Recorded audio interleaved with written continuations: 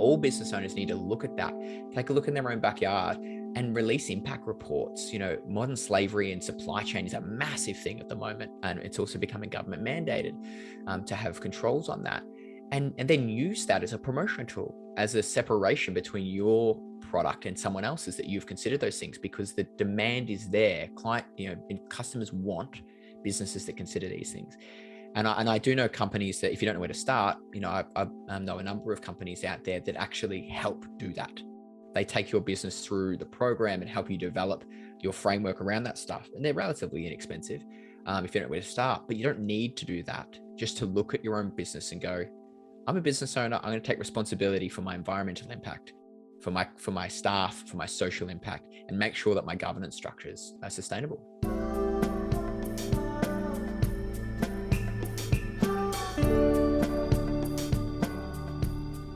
This week, I sat down with Nathan Fradley, a fellow financial advisor, to discuss all things environmental, social, and governance considerations for business owners and investors.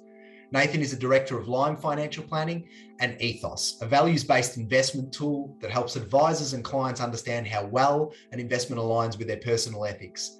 It was a really good conversation with Nathan that I had, and we covered off on plastic packaging on toothbrushes, modern slavery and supply chains. Please do note that the information that's contained in this episode is general in nature and doesn't take into account your personal situation, and that you should really consider whether the information is appropriate to your needs, and where appropriate, seek professional advice from a reputable financial advisor. And as always, I hope you enjoy this week's episode of It's Never About Money.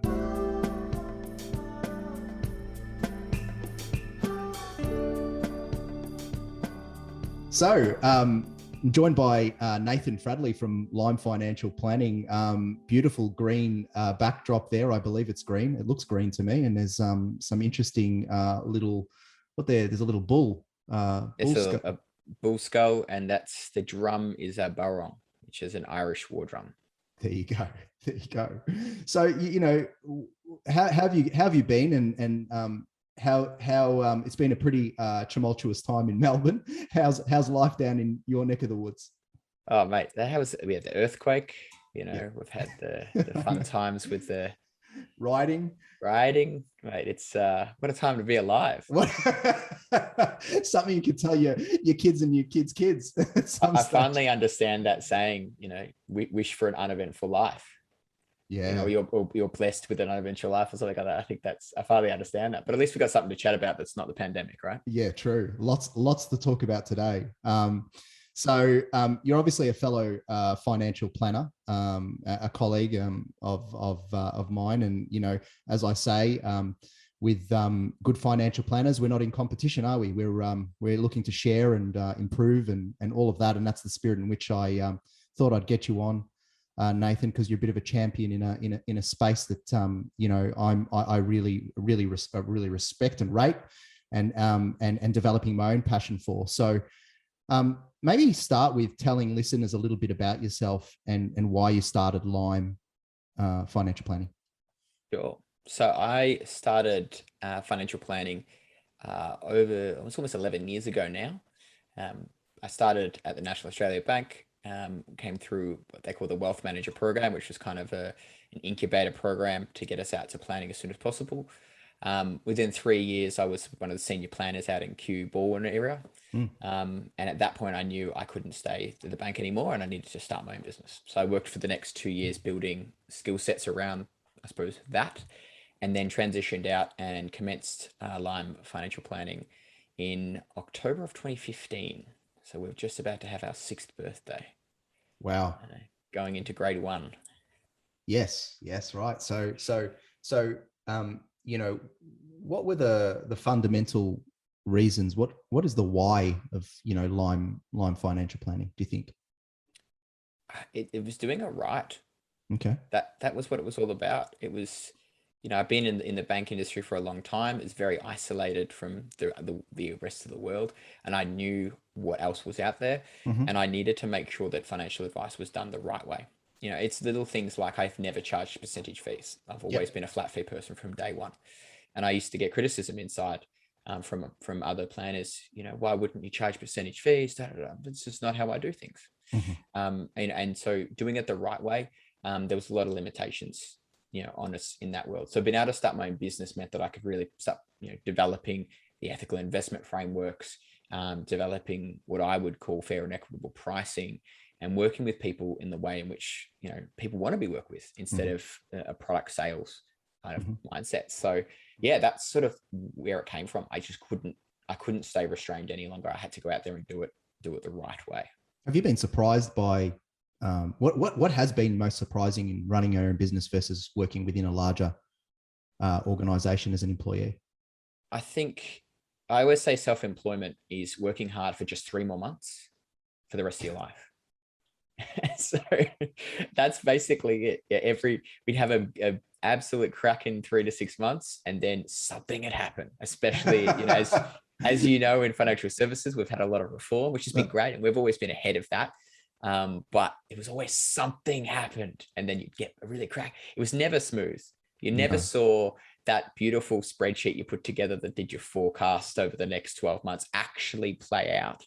It's one thing we always say about forecasts. We know that they'll always be wrong. They're great to have as a guide, and we use them for direction. But if anyone had COVID in their forecast, I will renounce that statement. But I think small business is volatility. And if you thrive in that and you're adaptable and you move and you can pivot, you can be really successful. I think a lot of people, if you're an employee, you fit your role, you are the cog in the system, and you do your job. And I think people who are self-employed, who run their own businesses, or people who are employees who've just got the mindset, it's a special kind of person that can take that risk on themselves and wear all of the hats, and be able to switch hats on different days, and 1 minute be a technician, the next minute be a manager, the next minute be entrepreneurial. So I think that was the biggest learning experience for me. I came out of the bank thinking I knew everything about financial planning, and then got hit with the small business stick. And that was a massive learning curve. Yeah. Having a small business is not just thinking about the graphic design and the logo and what you put on your business card. There's a lot of work that goes behind the scenes, and you learn that pretty fast, don't you? But I just thought I'd, put a little disclaimer out there. Obviously, we're both financial advisors, and it's very important that those who are listening, they may not be financial advisors, have varying degrees of investment acumen, and so we might be touching on certain investment topics. We really want to be clear here that people need to really assess whether their investment options are suitable based upon their goals and objectives, and in consultation with an advisor. We're really providing general and factual advice, factual information here, and just wanted to state that and get your feedback on that too, Nathan, because it's a very important point, isn't it? Like, people need to go and see a financial advisor if they've got questions around investment potentially.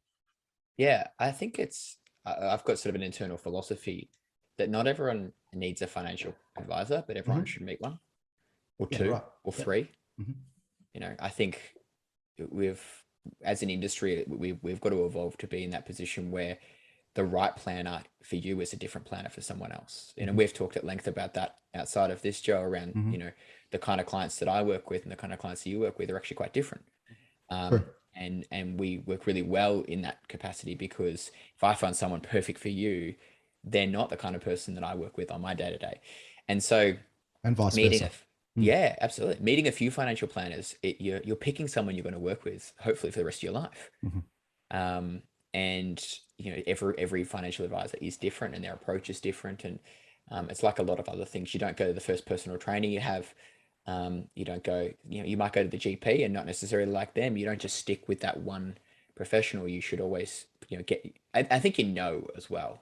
I think that's the other thing. Like any professional service, you go and meet someone and you just know, this is the person for me. And as professionals, we should be like, we don't think we're the right person, but we have a great network, and I know just the person for you as well. So before we get down into the granular around the different styles of investing, I think it's really important to start with, and I'm going to say up front that Lime Financial Planning is clearly very much in the ethical, green, socially responsible ESG space is something that you do and you champion for other advisors. So this is really a large part of why we're having a conversation today, because I think that'd be super interesting to the listeners. But I want to distill the terms green, ESG, ethical, impact. They're just so many and so varied. Can we perhaps, talk a little bit about that, distill the differences so that when we use those terms, it's clear to everybody? Yeah, absolutely. Because I think the industry still can't figure that out. I know. And that's one of the biggest traps at the moment. So I think the first thing is ESG is the buzz industry term. Yep. And as advisors, we can get caught up in just saying it and assuming that people know what we're talking about. But all ESG means is it's an acronym. It's a good old TLA, 3-letter acronym. Yep. And it is environmental, social, and governance considerations. So it's actually not in any way ethical investing or responsible investing or anything. It's risk management. It's saying, what are the considerations that I need to take in this business to look at my broader environmental impacts, to make sure that there's no controversy and therefore no risk to shareholder capital? What about my social impact? What responsibility do I have as a business broadly, or an investor? What responsibilities does that business have broadly? In a social capacity, should we be doing more for the community? Should we be doing more within our representation? What is our product and how does that impact the community? And then governance is the internal look. It's saying, okay, well, what does our board makeup look like?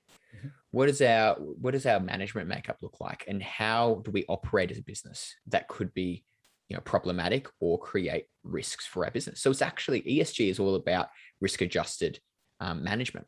So in fact, that ESG would be incorporated in the financial decision making of a portfolio manager deciding and selecting companies. To what extent is ESG integrated in the business process, and what risk is that, and therefore how does that determine the value of the actual underlying equity or stock?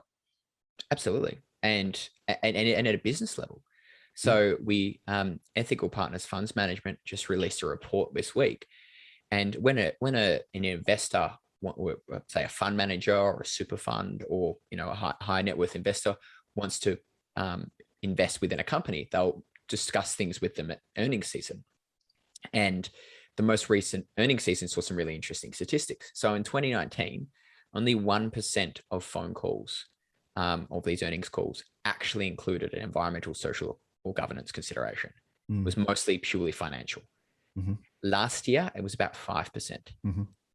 The start of this year, in the first half, we were just under 20. And for the year 2021, it was 61% of earnings calls discussed environmental, social, or governance considerations. So is this from a fund manager to a So a fund manager goes to a listed company and says, the CEO, the management team, and says, now we've seen your financials, that's fantastic, but 61% of our conversation, we're going to talk about your environmental impact, your social impact, and your internal governance structure. Up from 1% 18 months ago. So ESG is not something that is a future idea. This is here and it's here to stay, and it's starting to, it's fully integrated now and becoming a really talking point. So how do the business owner community handle this idea of ESG, start incorporating these factors into their decision making? I think every business needs to think about their environmental, social, and governance considerations, like you think about your financial considerations. Like, look at what product you release and how is that interpreted environmentally. What are you doing as a business that leaves a mark behind that's maybe not positive? And what can you do to fix that? And if you look at consumer trends, it's a massive trend. More compostable packaging, or carbon offsetting, things like that are enormous. If you send a package out to a client with your product in it and it's full of paper and plastic, and that's not, spending a touch more money on packaging that can be properly disposed of, is also an advertising opportunity. I mean, this is capitalism, right? So you can say, look at all the things we're considering to reduce our impact. And companies that are doing that also charge a premium to have that impact. So their valuations are better because they are taking that consideration. And it's the same as the social setting. What are they doing socially with the world around them? What's their, things like gender equality and LGBTIQ and relations and that kind of stuff? What are they doing with charities and organizations? And we're starting to see companies donate percentages of their funds. Look at the Who Gives a Crap. 50% of their profits go to a charitable organization that's not just their charitable organization they're taking hits out of, a genuine charity. And they've just done the biggest capital raise in the country for a startup. Mm-hmm. That's a social consideration. And then governance structure is really important as well, because that's a risk thing from investors, which means it's a risk for your own business. So I think all business owners need to look at that, take a look in their own backyard and release impact reports. Modern slavery and supply chain is a massive thing at the moment. And it's also becoming government mandated to have controls on that. And then use that as a promotion tool, as a separation between your product and someone else's, that you've considered those things, because the demand is there. Customers want businesses that consider these things. And I do know companies that, if you don't know where to start, I know a number of companies out there that actually help do that.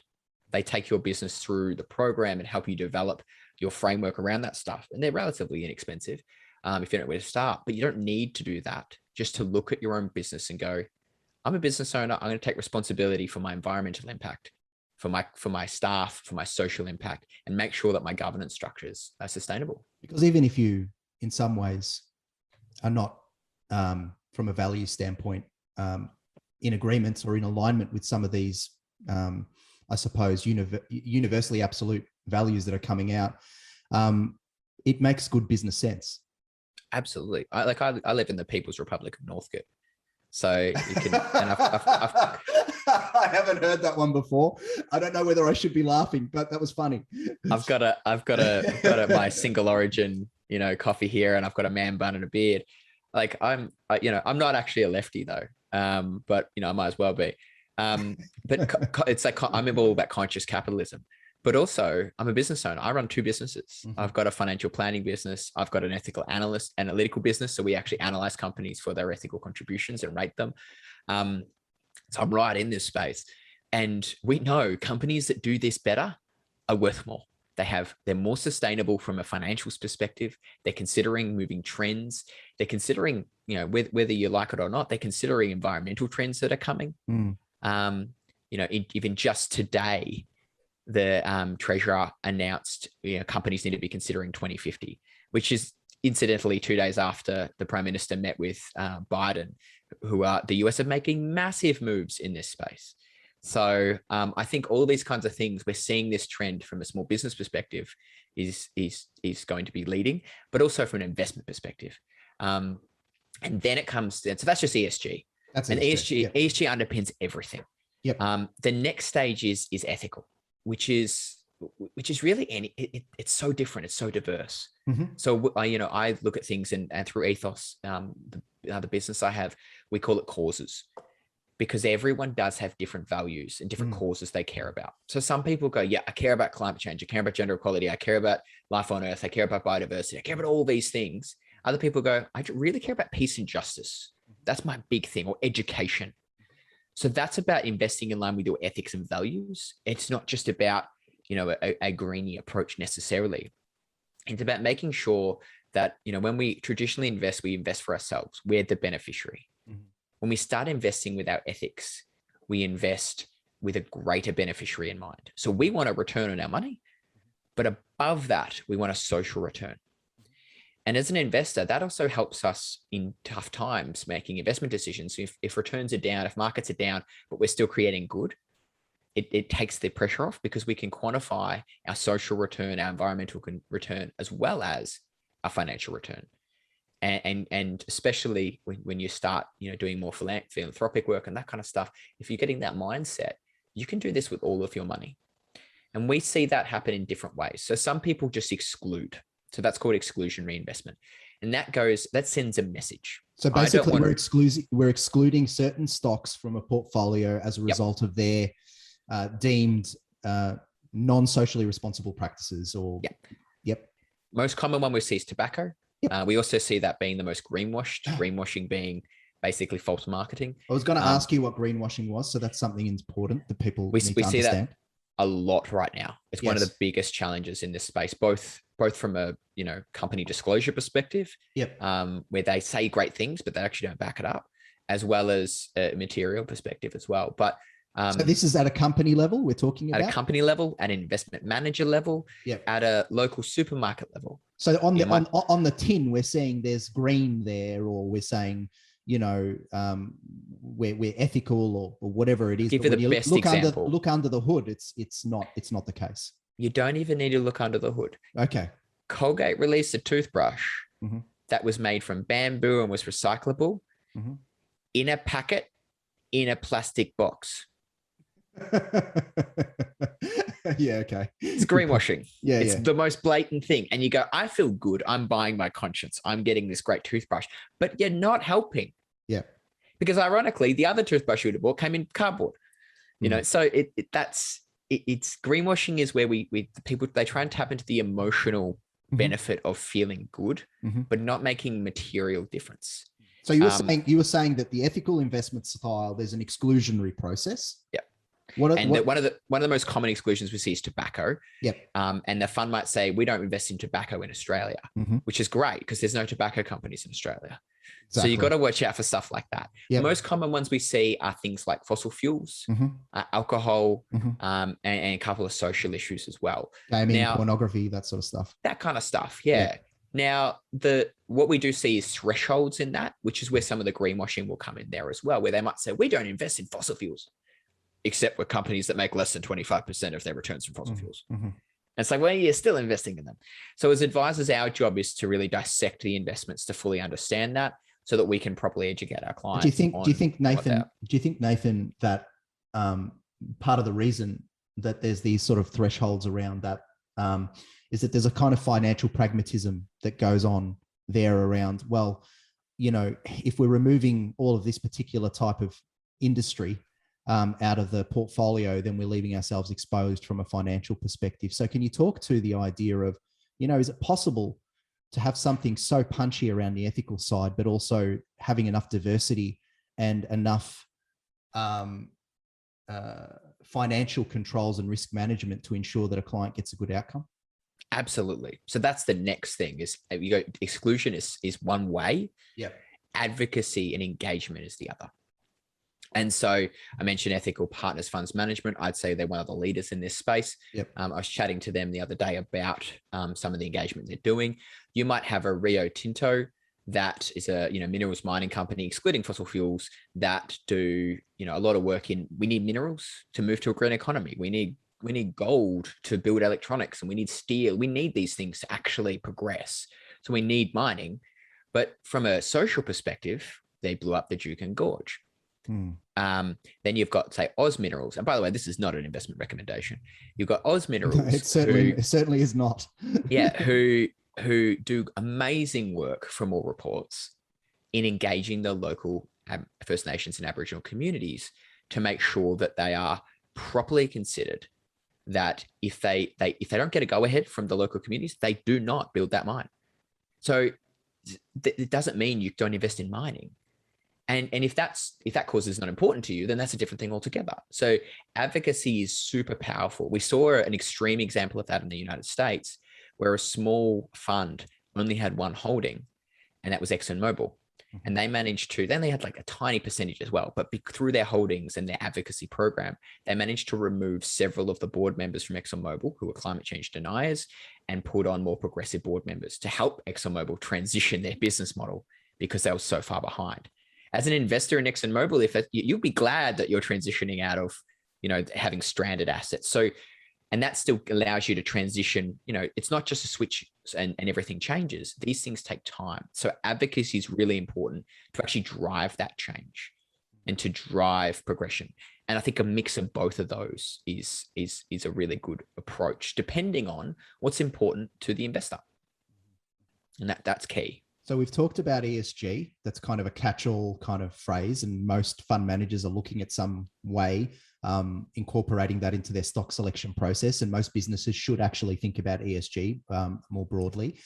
We've talked about ethical, which has these exclusionary sort of they have exclusions, and we talk about advocacy being involved in the ethical process. But let's talk about impact, because just because you've got an ethical fund doesn't mean that it's actually doing, it's creating a lot of impact in certain areas that you want to, certain causes, certain areas that you want to actually make change in. We talk about climate change impact and that sort of thing. So, how would you distill or define the difference between, say, ethical investing, ESG investing, and then this idea of impact investing? I think firstly, ethical is avoiding harm.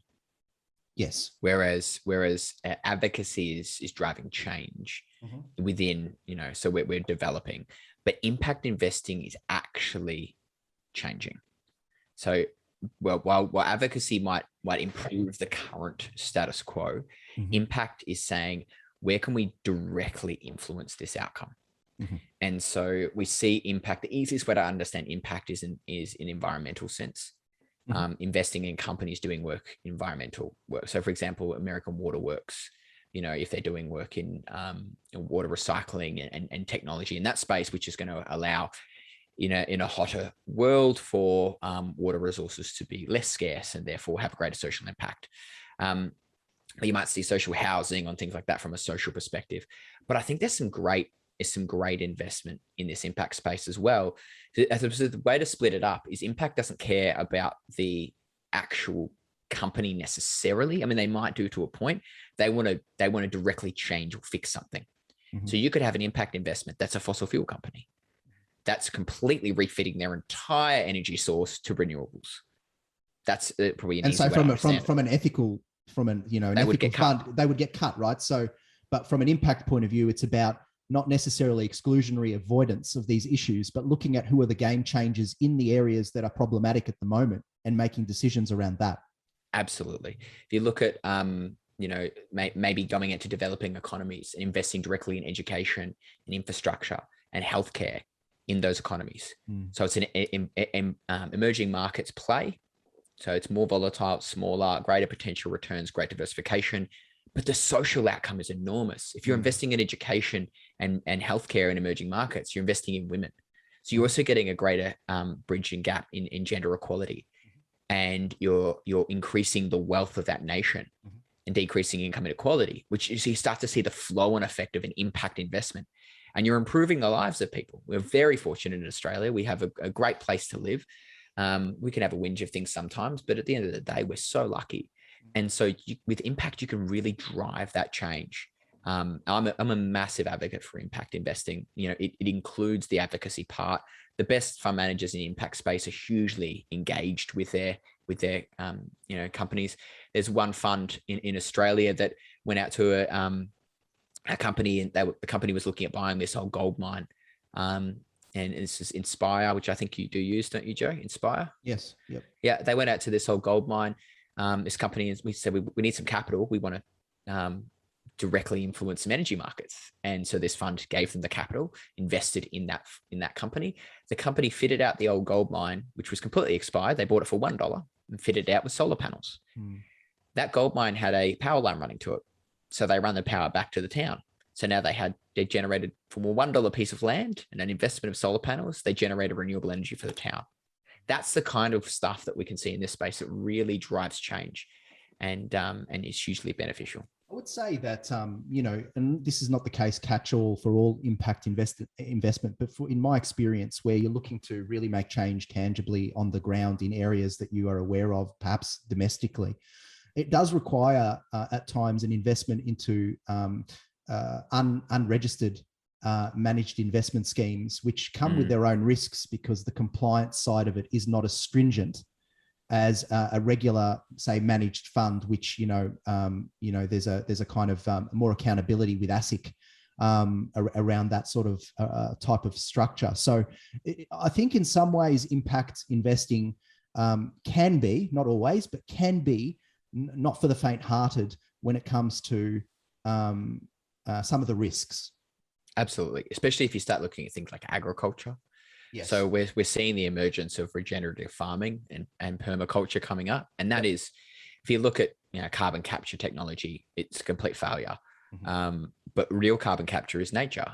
It's grasslands, it's covering your dirt, it's creating more biodiversity, and the earth becomes a carbon sink with greater roots and longer roots with proper plants and ecosystems. You get even more of a carbon sink. You retain your water, which means droughts are less impacted. I'll go on about that's an entire other podcast I could talk about.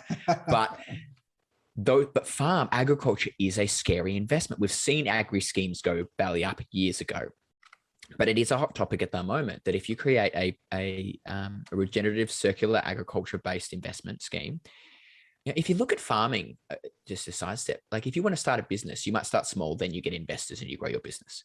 Farming is, a family trying to manage an enormous business, they're not necessarily business managers, they might be great farmers. They won't necessarily have capital unless they have family money. We look at farms so strangely. And I think we're starting to see them treat more like businesses, where they go, we've got this skill set and we need investors to help us properly regenerate this land, which has been poorly managed for years, take it, improve it, have great yields, different products all year. So we diversify our stock range. We have, cattle, which we can automate all of these processes and most people don't realize a properly managed biodynamic regenerative farm is carbon negative. So the impact of beef being the most carbon impactful food source in the world by a margin actually becomes carbon negative. So it becomes a carbon sink. We can reduce the impacts of climate change. Is that we're talking about the sort of soil carbon sequestration sort of situation? Exactly. Yeah. And then the feed that you give them, because they're eating a variety of nutrients, they actually become better quality food source, and it means you need less meat, and we can further reduce that, and that kind of rolls on. But through that carbon negative process, you don't just get your growth in your land and your sale of your product, you would get carbon credits. So now you've got 3 sources of income from the one business. So when someone wants to carbon offset their car trip or their plane, they buy the carbon credits from the farm. So that's an example, but it's agribusiness. So it's also extremely high risk and not for the faint-hearted. It's not you've got to have a diversified portfolio of a decent size before you go and throw $250,000 at one of these. So one thing that's really, to take this a level up and go back into the sort of financial planning zone, and I think about it, you're talking about, to our listeners, you're talking about your kids' education, you're talking about your retirement, you're talking about being able to deal with aged care in the future. You're talking about being able to perhaps, if you're lucky enough to have an early retirement, all of these things are not negotiable to you. So to invest in such a specific way without guidance and counsel is risking quite a bit. So it's important to really consider your goals and objectives again before you make these types of decisions, even if you're very, very passionate about a particular, value that is close to your heart. Just really want to stress that, because there are not negotiable things that people want to do in their lives. And often is the case, we can be blindsided by something that we're really passionate about, but we don't actually understand all the underlying risks. And that's where, I said before, not everyone needs an advisor. If this is the space you want to start getting into, get an advisor. Yeah. Meet a few, get one you love. Correct. Yeah, absolutely. Right. So I really want to move this conversation into something that has been incredibly beneficial for myself and my practice. Having a look at how can I actually communicate to my clients, accurately around how their portfolios are actually achieving the outcomes that they want, their outcomes, not my outcomes. And that might be from an ESG perspective, a green perspective, climate change perspective. So here comes this program that's championed by, Nathan Fradley, called Ethos. Talk to me around Ethos, what it does. And I know what it does for a financial advisor, but talk to us about how it's assisted financial advisors and clients communicate. It's one of the challenges I had in the ethical investment space was understanding why an investment was rated a certain way. And some of the traditional investment houses would review investments and they'd say, this is a 7 out of 10. And you say, why? And they say, it's a 7 out of 10. And that annoyed me. But also it's a 7 out of 10 for you, but it's a 7 out of 10 for me. And so Ethos was born It was created by a guy named Luke Wilcox in the United States, and I connected with him, and we've got on board and now part owners and launching that. And it was born out of this idea that it was actually really hard to both understand the investments and then also personalize the ethics to yourself, to your own values, which are so different. It was born out of the idea that there's no such thing as an ethical investment client or an ethical investor and a non-ethical investor. Everyone has ethics and values. Everyone does. They're just different. And so what we're trying to do, or what we are doing, is we assess companies for about 250 different metrics across, or it's actually higher than that now, across 12 different causes. So it's things like climate change and gender equality, but it's also things like peace and justice. It's things like education and healthcare. And we say, what is the most important to you from what you want your investments to achieve, and also personally. And then with that information, we put that lens, or your lens, your what we call impact persona, over the top of the investments that we assess. And so, for example, I like picking on Tesla because I think it's a great stark example. If all you cared about was emissions and technological innovation, Tesla would be a 99 for you. 99 out of 100, A investment. But if you cared about workplace safety and worker relations, Tesla falls very quickly because they've got huge controversy in that space. So it's about the nuance of the investment itself and the personalization of the investments to say what's important for you is not the same as someone else. And we're able to now properly personalize that and give people confidence. And then what the other side of that is then understanding what that even means. So while we have every piece of data is available. So when Joe looks at an investment, he can see it right down to the detail. You know, we worked through some options for a gender equality case where there was two funds with the same rating, and one of them got it because of their board makeup and their management structure, and the other one got it because of emerging market investment, and that they have the same rating. And Joe can really dive in, understand the detail and nuance to the nth degree. But then we wanted to take that and present it in the cleanest, most understandable way that was interactive, so that clients that just wanted to see an overview and say, okay, what's my carbon footprint improvement?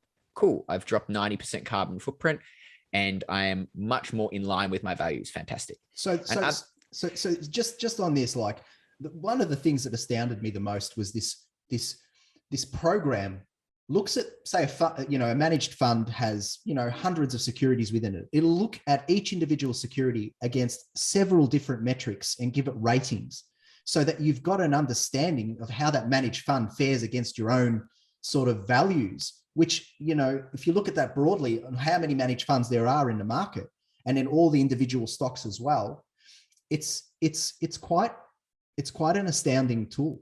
We have just over 7,500 stocks assessed and 5,500 funds assessed in the system. So I basically create a portfolio for a client.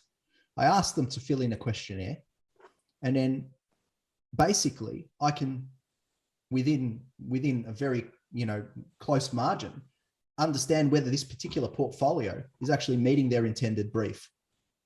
And tweak it accordingly and test and measure that against making sure it is an improvement in their values, as opposed to just saying I like this fund more than that fund, therefore it's better. And it's quantifiable. We want to be clear. This is not necessarily just a financial tool. It's really about, good ESG practices makes good sense financially, as we've talked about before, but it's not, necessarily at the moment. And I'm sure there's enhancements and all the rest of it coming in the future. End of the year, Joe. Okay, end of the year. So all of a sudden it becomes a performance and risk tool as well, which will be great. So tell me why you did it. Why are you passionate about this space? I can tell. I'm excited talking to you today. Like, I can feel the energy. Why have you been so passionate about this particular space? I think it's the man bun. I think it's just maybe more and more, conscious. No, I've always had this idea of like, do good and you'll do well kind of mindset. I think it's just inherently who I am. Probably to a fault in some instances where I, make sure others are taken care of before myself. But for me, it's so important that we consider broader impacts. And I know that's the same for a lot of people. And I know what journey I've been on and how hard it's been, but I've taken the effort to do it. And in the advice market in Australia, financial advisors are so over encumbered with constant regulatory reform and constant change and shifting of rules and all the pressures that go along with it.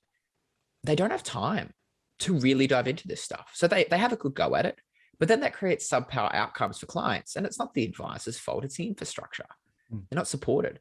So the idea was to put something together that says, this will do it for you. You can upskill by diving into the detail and really understand it, but it's all in one place. So I created the tool that I wanted.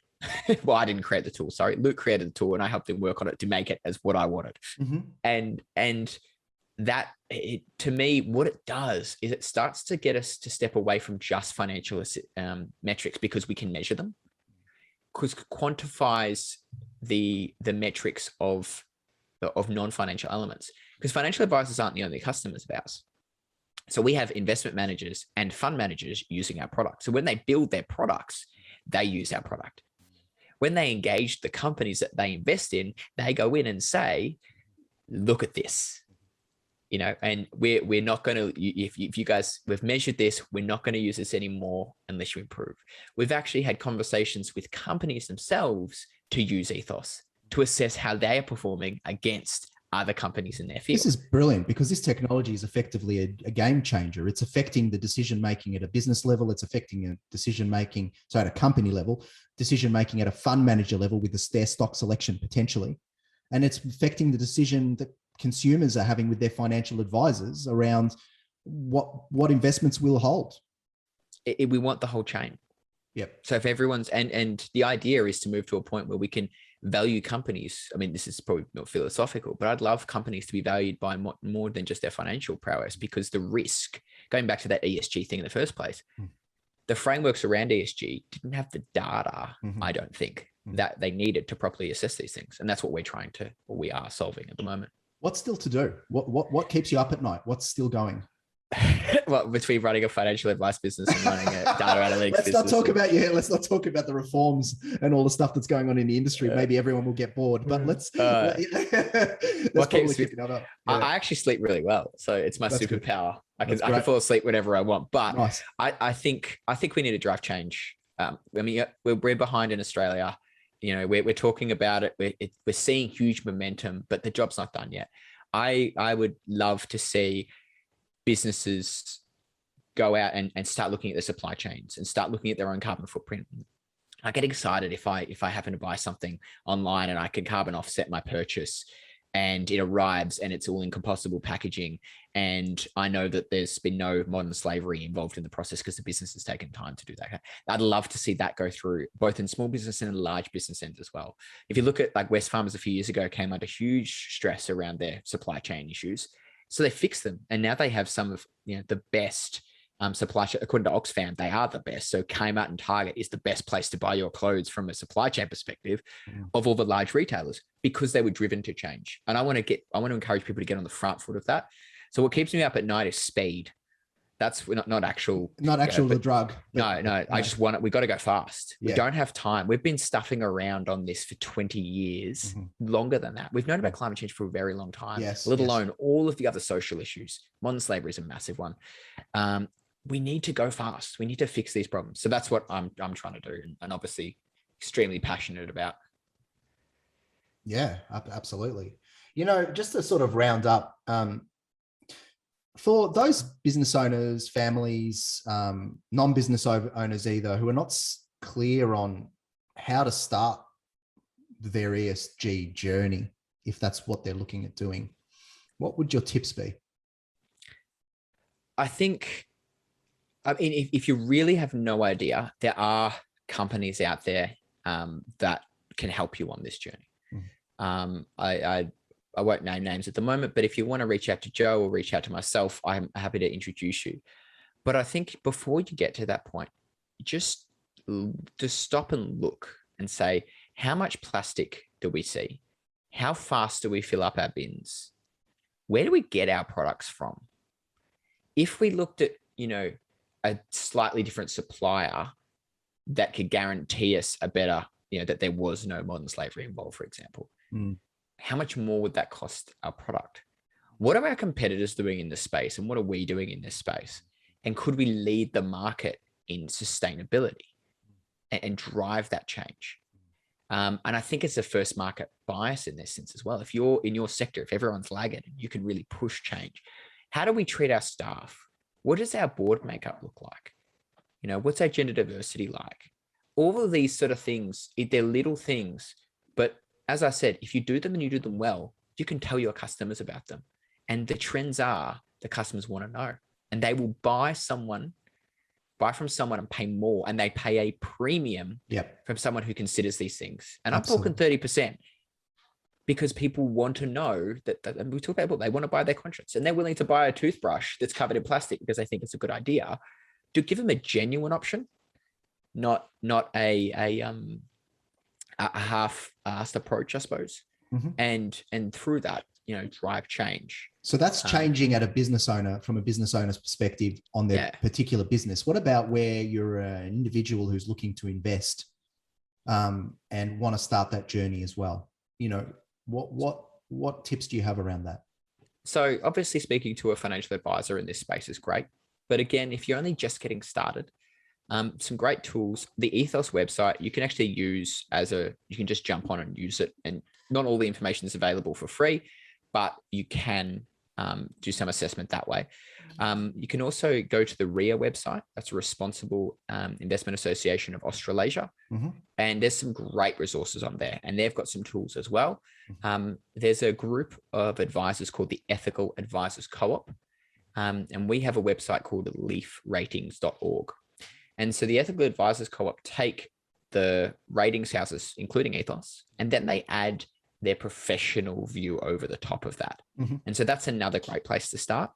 But also, is there also a way of, sorry to interrupt you, but is there also a way of looking at industry funds and the way they are? Exactly where I was going next. Yeah. Great. Go to your super and look at your super funds options and say, what options do I have within my current industry fund that I can change to this? Jump on one of these review websites and see how they rate, because some of them are really, really good. Yes. Really good. Yes. And the improvement we have seen in the last 2 years in what the industry funds offer in their ethical options is enormous. And some of them offer some really good impact investing within that as well. Others, not so much. So, look at your own fund, look at a couple of others, jump on these websites, and then obviously get advice. Perfect. I ask this question of everybody. I never give it up before the episode so that they get shocked. What would your spirit animal be, and why? Would it be that skull behind? No, my spirit animal is a golden retriever with didn't expect that. Too many tennis balls in its mouth. Like if you throw another tennis ball, it'll chase that next one. Gotcha. And, I get it now. But it won't put the others down. Like that's definitely my spirit. So you've got too many balls in the air, right? Yeah, exactly. Yeah. Or cocker spaniel, because I'm only 5'6", so maybe not quite a big dog. We're even aligned on that. So look, Nathan, thanks for coming on. Very much appreciated. I believe that this will be super valuable to those business owners or non-business owners really that are looking at understanding a little bit more around ESG, green, ethical, impact investing. You really very much helped me in my journey. And again, thanks a lot for coming on. It's been great. I hope that this one was enjoyable to listen to and there were some moments of value. If you have resonated in any way with the sentiments of this podcast, we would be delighted to direct you to our website, www.itsneveraboutmoney.com.au, for more free resources and education aimed at improving your capacity to make sound financial decisions for the benefit of your family. We wish you every success, however you define it.